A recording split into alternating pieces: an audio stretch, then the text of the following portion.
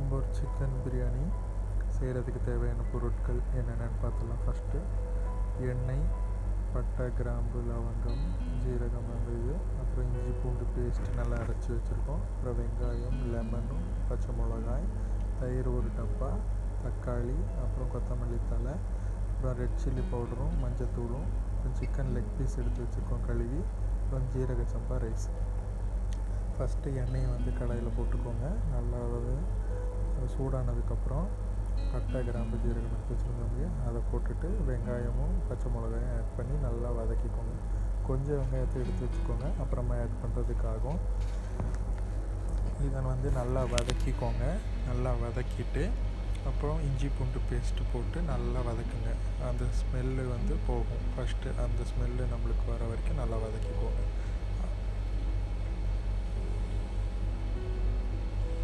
அதுக்கப்புறம் உப்பு சேர்த்துக்கோங்க. உப்பு சேர்த்துக்கிட்டோம்னா கொஞ்சம் சீக்கிரமாக உங்களுக்கு குக் ஆகும். அதனால் உப்பு சேர்த்துக்கிறோம். அப்புறம் மீதி இருக்கிற வெங்காயத்தை ஆட் பண்ணிடுறோம். ஏன் இதை சேர்த்துறோம்னா கொஞ்சம் டேஸ்ட் அதிகமாகும். நீங்கள் ஒரே டைமில் சேர்த்துறனாலும் சேர்த்திக்கலாம். நல்லா கலர் மாறிச்சா அதுக்கப்புறம் தக்காளியும் மல்லித்தலையும் போட்டு நல்லா வதக்கிக்கணும். இது நல்லா தக்காளி ஜூஸ் ஆகிற மாதிரி நல்லா வதங்கிடும். அதுக்கப்புறம் லெமன் சாறு எடுத்து அதில் போட்டுக்கணும். அப்புறம் தயிர் பாக்ஸ் ஒன்று வச்சுருந்தோம்னா அதையும் இதில் சேர்த்திக்கலாம். சேர்த்திட்டு நல்லா வதக்கணும்.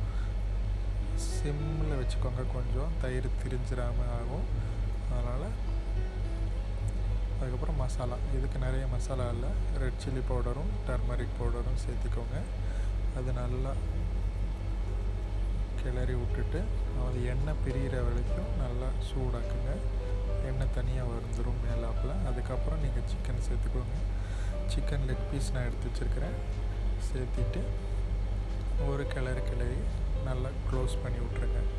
அப்புறம் ரைஸ், ஜீரக சம்பா ரைஸ் கொஞ்சம் ஹாஃப் பாயிலாக குக் பண்ணிக்கோங்க. அதுக்கப்புறம் இதில் சேர்த்திக்கோங்க. இந்த மசாலாவில் சேர்த்திட்டு நல்லா ஒரு 2 டைம் 3 டைம் நல்லா கிளறி விட்டு அடுப்பை சிம்மில் வச்சு விட்ருங்க. அப்புறம் தம்முக்கு விடுங்க. மேலே வெயிட் வைக்கிற மாதிரி தண்ணி பிடிச்சி மேலே வச்சுருங்க. அவ்வளோதான். தம்முக்கு விட்டிங்கன்னா நம்மளுக்கு சிக்கன் பிரியாணி தயார். இது வெரி வெரி சிம்பிள் ரெசிபி.